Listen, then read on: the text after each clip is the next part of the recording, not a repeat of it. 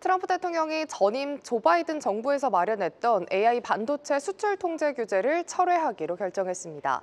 AI 칩 수출 규제란 무엇일지, 어떤 배경으로 철회했는지 지금 바로 이슈 브리핑으로 만나보시죠.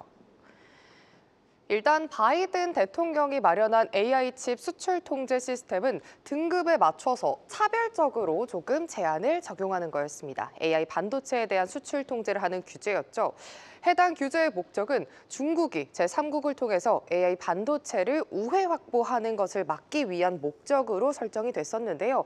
국가 등급을 3개로 나눴습니다. 동맹국은 수출에 제한이 없고 일반 국가는 수출의 상한선만, 그리고 우려 국가는 아예 수출이 통제되는 구조였습니다. 특히 이 우려 국가에 속했던 사우디아라비아나 아랍에미리트 등 중동 국가들의 반발이 심했었는데요. 폐지 배경에서도 이 부분을 주목해야겠습니다. 다수의 우려 국가가 속한 중동 순방전에 발표했다는 점이 포인트입니다. 이를 두고 평가가 조금 갈리는데요. 일단 트럼프 대통령이 중동 국가에 선물을 안겼다는 긍정적인 시선이 있고요. 일각에서는 트럼프 대통령이 오히려 이번 규제를 풀어준 만큼 대가를 요구하면서 미국의 투자 확대 등을 요청할 가능성이 있다고 부정적으로 바라보는 시선까지 있었습니다.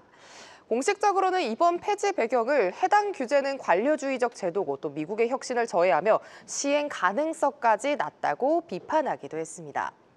이 소식이 들리자 간밤 미국의 반도체 기업들은 상승하고 또 필라델피아 반도체 지수까지 1% 넘게 빨간불을 켰습니다. 하지만 오늘 우리 시장에서는 화장품이나 신규 상장단의 힘이 실리면서 관련 업종이 강하게 좀 튀지는 않았는데요. 하지만 분명 국내 기업들의 호재로 인식되는 만큼 해당 이슈 잘 확인해 보셔야겠습니다. 지금까지 이슈 브리핑 전해드렸습니다.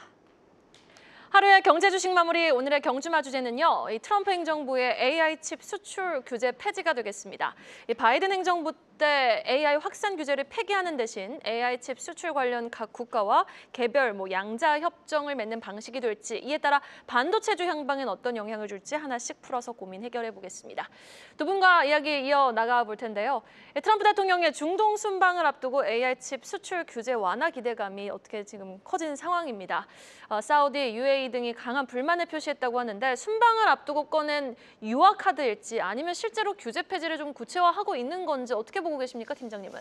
아직까지는 좀 불확실하죠. 완화인지 완전 철폐인지는 불확실합니다만, 이제 AI 확산 규칙이 이제 트럼프가 만든 게 아니잖아요. 이제 바이든 정부 시절에 발표된 것들을 좀 감안을 해봤을 때는 저는 철회 쪽이 조금 더 가깝지 않을까라는 생각을 좀 하고는 있습니다. 이 자체가 제3국을 통해서 이제 적대국의 AI 기술이 넘어가는 거를 좀 막기 위한 이제 그런 거기 때문에 미국은 어쨌든 기술 우위는 유지를 해야 되는 부분이 좀 있긴 있거든요. 그래서 이제 중국과 러시아랑 좀 친하게 지내는 그런 국가들, 특히나 이제 중동이나 인도나 이런 나라들에서 조금 더 신경을 쓰고 있는데, 아무래도 이런 우회 수출은 어느 정도 차단을 할 가능성이 계속해서 좀 있다 보니까 철폐를 하더라도 최소한의 규제는 어느 정도 남겨놓을 가능성이 있다, 이렇게 좀 생각이 들고, 그 여파에 오늘 반도체 대장주들이 그래도 플러스 출발을 하다가 이게 아닌가 보네, 약간 그렇게 뜨뜻미지근하게 이렇게 움직였었던 그런 요인 중에 하나가 아닌가라는 생각이 좀 들어서 아직까지는 불확실한데, 철폐 쪽으로 가되 아직까지는 직접적인 어떤 호재로 작용하기에는 조금 모자란 부분이 있다. 이렇게 좀 정리를 해드리면 될 것 같습니다. 네, 알겠습니다.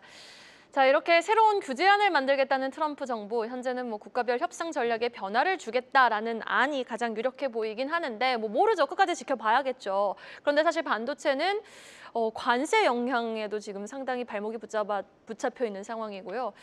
관련해서 좀 생각해봐야 할 변수가 많을 것 같은데, 지금 기존 규제랑 비슷할지 우리 이영훈 이사님은 어떻게 보셨습니까, 이 뉴스? 저는 이거 바이든을 지우면서 자기 색깔 입히려고 하는 것 같거든요. 하나의 절차이다. 네, 이제 하나의 절차인 거고, 전체적인 그림을 봤을 때는 크게 바뀔 내용은 없을 것 같아요. 근데 이제 다만 오히려 좀 더 우리 입장에서 봤을 땐 치사스러울 수 있을 것 같습니다. 치사스럽다. 이거를 이제 관세 협상하고 연계를 할 가능성도 일정 부분은 좀 있지 않을까 싶고요. 그럴 수도 있겠네요. 그걸 가지고 어쨌든 AI를 하려면 그 칩이 필요하기 때문에 그걸 좀 활용을 해가지고 오히려 협상의 도구로 사용할 가능성도 충분히 있고요. 어찌 보면은 이전에 그 만들어놨었던 그 제도 하에서는 우리는 아무렇게나 마음껏 살 수가 있었는데, 오히려 이제 그런 것들 때문에 우리는 조금 발목이 잡힐 가능성도 있다. 그런 것도 일단 염두에 두셔야 될 것 같고, 한 가지 반도체 관련해서 관세를 저는 섣불리 매기지 못하는 이유가, 관세를 매겼을 때 가장 큰 피해를 보는 거는 결국 미국의 빅테크들입니다. 그렇기 때문에 지금 시간을 좀 버는 것 같다라는 느낌을 좀 갖고 있고요. 그래서 오히려 관세보다는 이 수출 규제 관련해 가지고 5월 15일부터 이제 시행 예정이었었기 때문에 사실상 아직까지는 프리하게 갔었던 부분을 갖다가 지금 다시 이제 혹시 이게 막힐까 했던 걸 풀어준다라는 것 때문에 주가가 반등을 준 거기 때문에 지금은 이게 실제적인 효과보다는 좀 센티적인 측면에서 긍정적인 역할을 한 게 아닌가 싶습니다. 센티적으로 좀 긍정적인 영향을 미쳤을 뿐이다라고 말씀해 주셨는데 그렇다면 이번 조치가 지금 관세로 인해서 미국의 반도체 기업들이 되려 더 타격을 받을 수 있다라고 말씀을 해주신 이영훈 이사님께 다시 질문을 드려볼게요. 이번 조치가 엔비디아, 마이크로소프트 같은 빅테크들의 AI 칩 공급 전략에 되려 좀 중요한 전환점이 되지는 않을지는 궁금한데요. 지금 시점에서는 그런 거 얘기하는 거는 조금 섣불러 보이거든요. 그쵸. 저는요. 그러니까 아무것도 결정된 게 없고 그다음에 이제 사실 최근에 엔비디아의 젠슨 왕이 중국에다 현지 법인을 세운다, 합작 법인을 세운다 이런 말이 있었어요. 그 기사화도 됐었고. 근데 그걸 부인했잖아요. 근데 트럼프가 바보가 아닌 이상은 그걸 허용해 줄 리가 없잖아요. 거기서 합작법인 만들어 가지고 칩을 만들면 결국 미국의 기술 가지고 칩을 만드는 건데 허용해 줄 리도 없고 이거는 공급 정책 자체를 근간을 바꿀 수 있는 이슈 같아 보이지도 않고 앞서도 말씀을 드렸지만 오히려 우리 입장에서는 엔비디아 입장에서 봤을 때는 그 중국으로 물건 나가는 건 여전히 규제가 될 가능성이 높기 때문에 그 가장 크게 우려했던 그 중국 시장에 대한 그 진입 부분에 대해서는 역시 제한이 될 가능성이 높다라는 측면에서 본다 그러면 저는 이번 그 내용 자체가 크게 의미를 부여할 내용 같아 보이지는 않습니다. 네, 알겠습니다.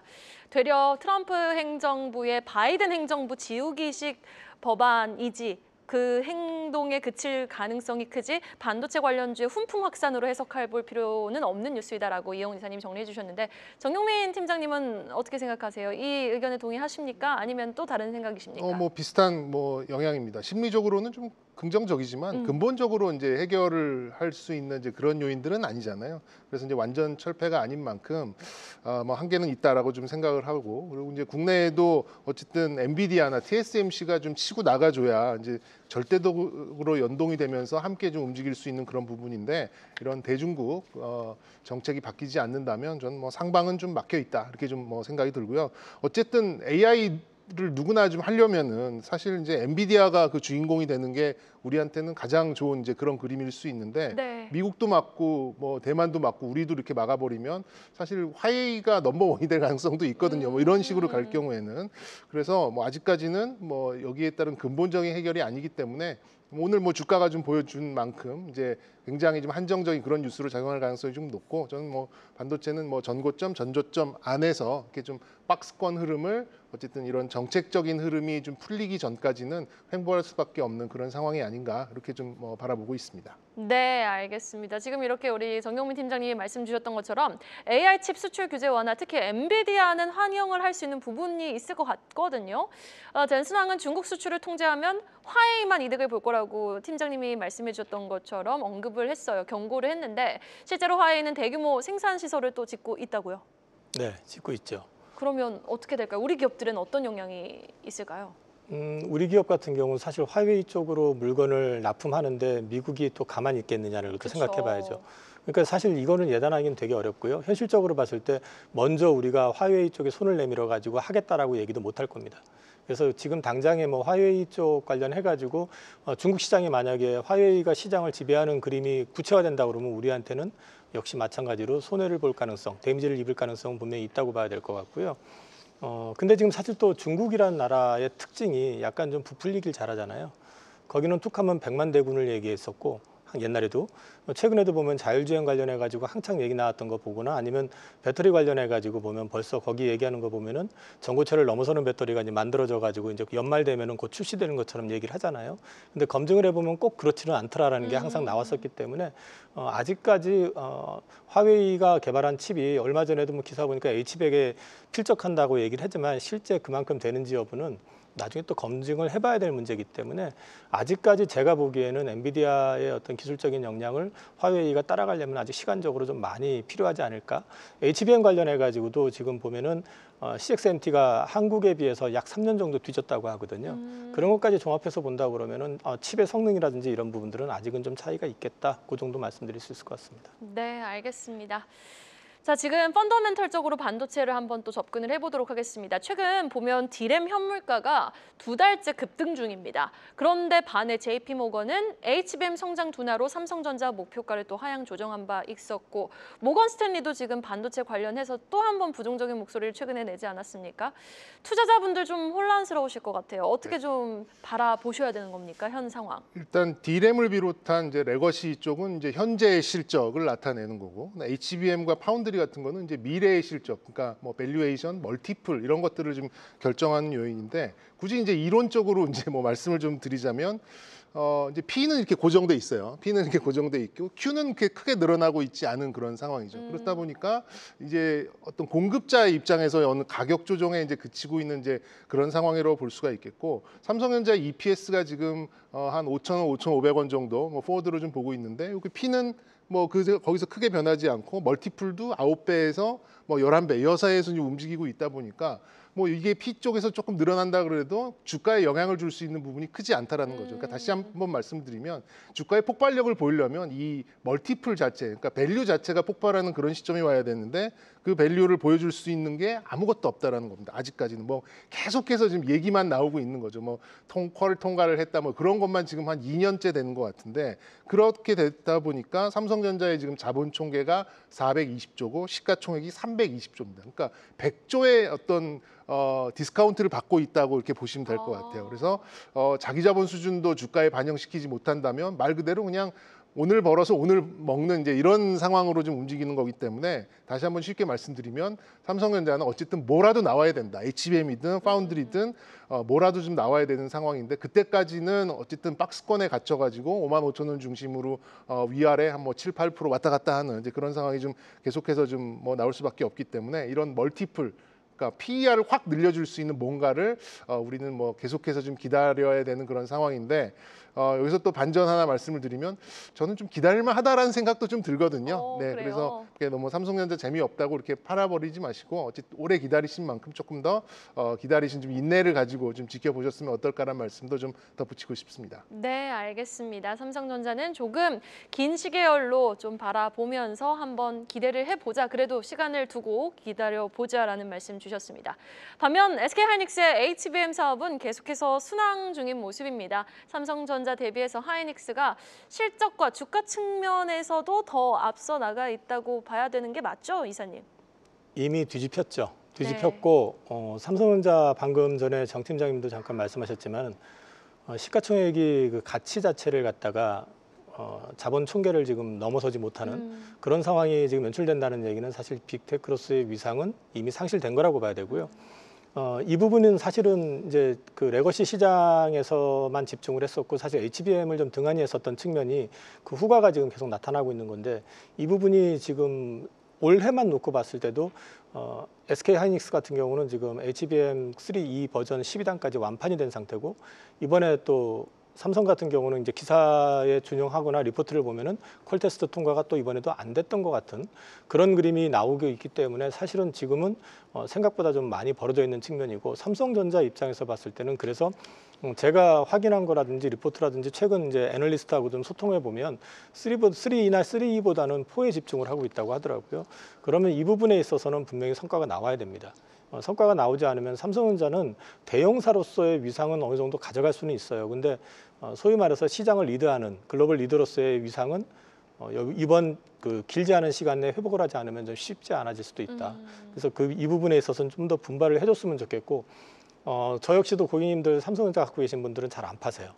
그 장기 투자가 많으시고 지켜보시는 분들이 많으시는데, 이 시간에 이 자리를 빌어서 좀 부탁을 좀 드리고 싶은 거는, 분발해 주셔가지고 글로벌 위상을 좀 되찾아 주셨으면 좋겠고, 최근에 제가 대만을 몇 번 갔다 왔는데, 네. 대만을 가가지고 거기 현지 사람들 얘기하는 거 보면, 물론 제가 대만 말을 알아듣는 게 아니라 그 사람들이 한국말을 하는 거지만, TSMC 얘기를 자꾸 해요. 그럼 그전 같으면 제가 삼성전자 얘기를 하겠는데, 지금 사실은 그 살짝 좀 눌리는 느낌도 좀 있습니다. 그래서 빨리 분발해가지고 우리 위상을 좀 되찾아줬으면 싶습니다. 네, 애국심이 있다면 삼성전자를 어떻게 좀 저버릴 수 있겠어요. 계속해서 들고 가고 응원해주고 싶은 주가 삼성전자입니다.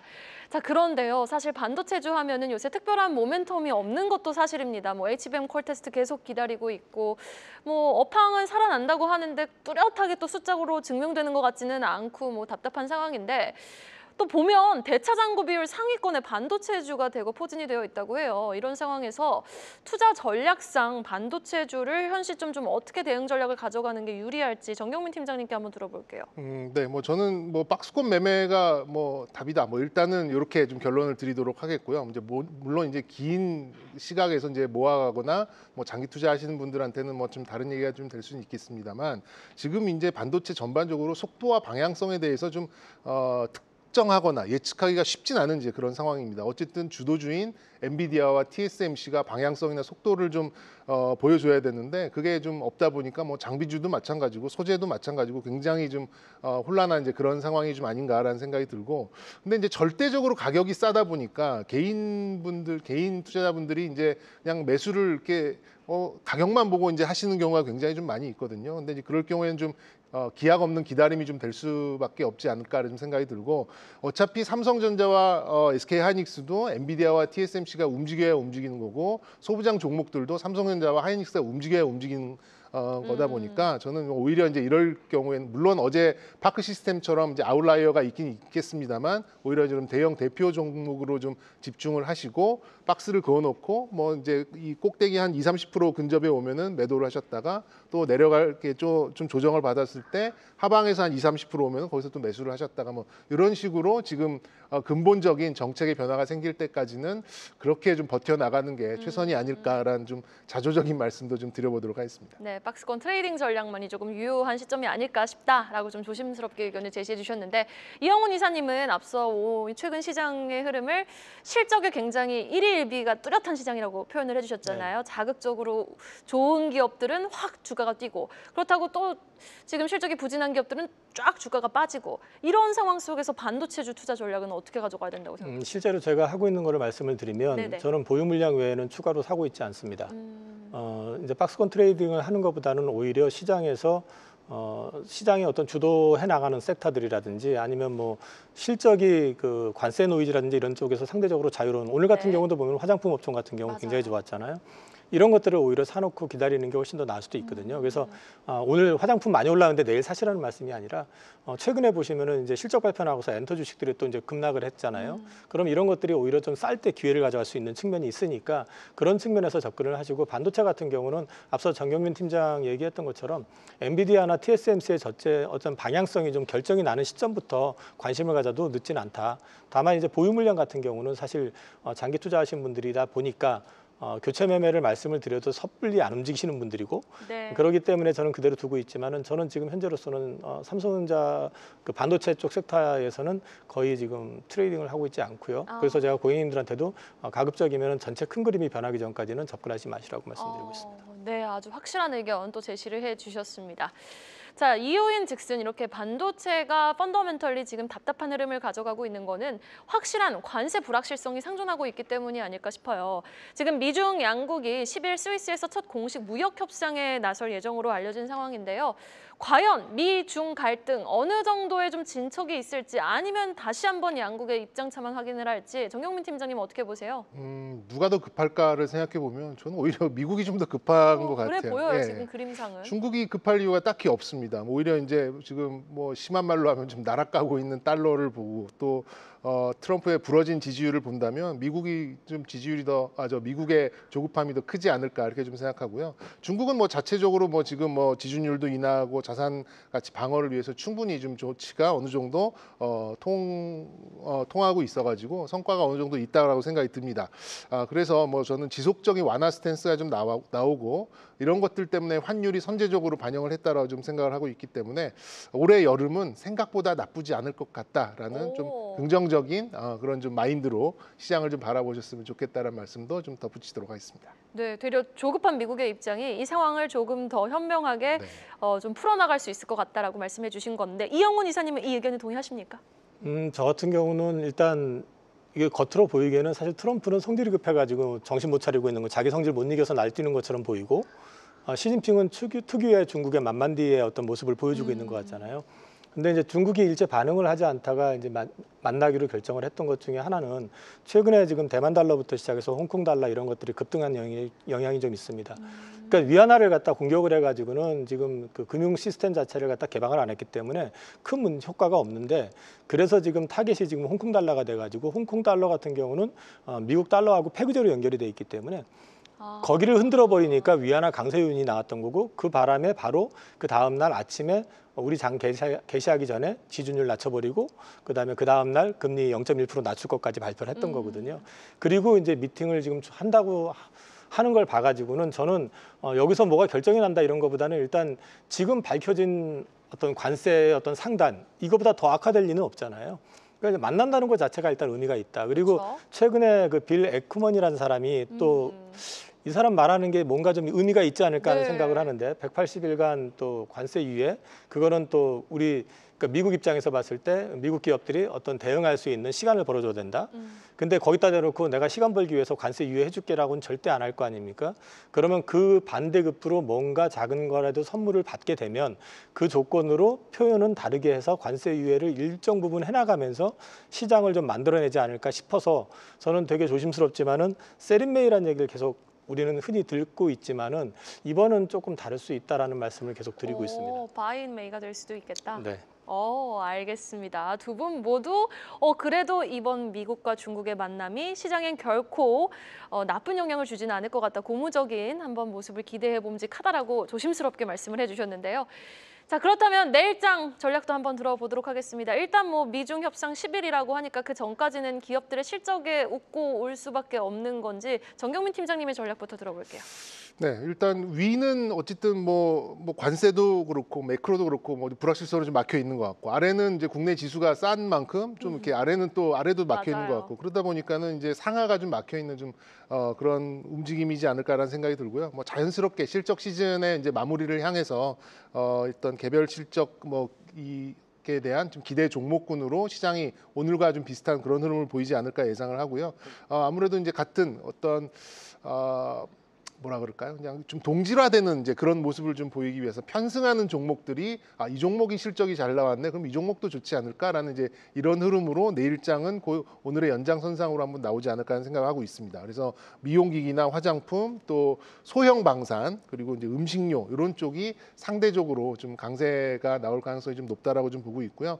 여러분의 포트폴리오의 한 20-30% 정도는 조금 이제 단기 매매 가능한 약간 말랑말랑하게 그렇게 좀 유지하는 이제 그런 포트폴리오 전략도 필요하다라는 점도 좀 강조드리고 싶습니다. 방산 중에서도 소형 방산을 강조해 주셨는데 뭐 네. 보시는 종목 있으세요? 소형 방산 같은 경우는 이제 너무 여러 가지 이제 종목들이 네네. 있어가지고 딱 오늘 하나 LG 이제 넥슨이 또 급등했는데 네, LG 넥슨은 이제 뭐 지수 편입이나 뭐 그렇죠. 이런 너무 크잖아요, 그 사이즈도. 뭐 그런 것들 때문에 이제 근데 소형 그러니까 딱 하나 특정하기보다는 이 회사에 납품을 하고 협력 회사로 들어가는 네네. 그런 기업들, 뭐 예를 들면 뭐 코치 테크놀로지 같은 이런 종목들이 약간 편승을 할 수 있는 이제 그런 여력이 좀 있다라고 생각이 좀 들어서 뭐 i3 네. 시스템이나 이런 쪽으로 좀 네. 넓게 보셨으면 좋겠다라는 말씀 드리고 싶습니다. 네, 알겠습니다. 우리 이영훈 이사님의 전략도 들어볼게요. 저는 단기 매매를 잘 안 하기 때문에 사실 잘 안 맞을 수도 있는데요. 지금 현재 제 포트에 이제 갖고 있는 것들 역시 좀 길게 가져오는 것들 위주다 보니까 내일 당장에 대한 부분보다는 저는 조금 하반기를 놓고 접근해 보신다고 그러면 업황이 계속해서 좋아지면서 실적 업사이드를 가져갈 수 있는 섹터. 그 몇 주 전에 그 전력기기 말씀을 드렸었는데 맞아요. 전력기기 관련한 부분들이 좀 이제 모아가는 시점이지 본격적으로 상승하는 시점은 아니라고 말씀을 드렸잖아요. 근데 그게 이제 그 공장이 증설이 완료가 돼가지고 시험 가동이 지금 진행이 되고 있는 데가 있고요. 그 다음에 또 그런 부분들이 하반기부터 구체화되는 데들도 있기 때문에 전력기기 쪽이라든지 그 다음에 이제 실적 발표한 다음에 지금 주가가 좀 하락하고 있는 엔터 같은 경우도 마찬가지로 빠질 때를 좀 이용할 필요가 있고, 그리고 지금 벌써 5월 8일 아닙니까? 그렇죠. 그러면 이제 5월 15일까지 어차피 실적 발표인데, 그렇게 되면은 또 그동안 소외가 된다고 하면 앞서서 얘기했던 로봇 같은 경우도 대선 또 앞두고 그쪽 얘기가 안 나올 수가 없을 그렇죠. 거라고 저는 봅니다.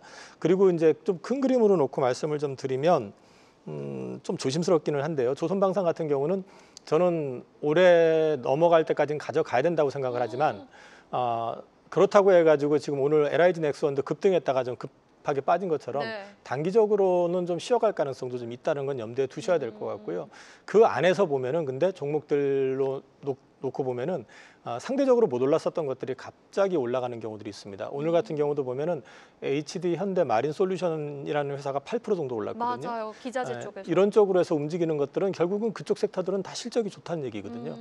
그런 것들 같이 감안해서 보시면은 상대적으로 앞으로는 당분간은 어떤 지수의 급한 상승보다는 순환매의 가능성을 좀 염두에 두시고 트럼프 노이즈에서 상대적으로 좀 자유로운 쪽 그런 쪽 내에서 좀 빠져 있어 상대적으로 덜 올라 있는 쪽을 공략해 보시는 것도 하나 방법이 아닐까 싶습니다. 그럼 궁금한 게 있어요. 지금 긴 호흡으로 조선 방산 잘 갈 거다. 그런데 조금 쉬어가는 구간도 있을 거다라고 하면 그 쉬어갈 때마다 좀 담아가는 전략도 유효해 보이는데 상대적으로 덜 오른 종목에 집중을 해야 되는 건지 아니면 빅 대장주에 주목을 해야 되는 건지가 궁금하네요. 네, 저는 사실 덜 오른 종목들 사셔도 수익률 면에서는 큰 차이는 없을 거라고 봅니다. 그래요? 예를 들어 가지고 하나만 얘기 드릴게요. 네. 연초에 현대 미포조선이 주가가 되게 급락을 했거든요. 그래서 10만 원이 깨졌었습니다. 그런 적 그런데 있었나요? 지금 17만 원이 넘어서 18만 원 못까지 왔습니다. 그 얘기는 무슨 얘기냐면 업황이 좋으면 회사가 진짜 이상하지 않은 이상에서는 그 업황에서 빠져나갈 이유는 없어요. 그걸 같이 보시면 될 것 같습니다. 네, 알겠습니다. 업황이 좋으면 특정 회사가 크게 빠질 이유는 없다라는 말로 정리를 해주셨습니다. 지금까지 두 분과 이야기 나눠봤습니다. 정경민 팀장, 이영훈 이사였습니다. 오늘 두 분 너무 수고 많으셨습니다. 계속해서 다양한 경제 이슈를 알고 싶다면 구독과 좋아요, 알림 설정 부탁드립니다. AI 캐스터 권미정이었습니다.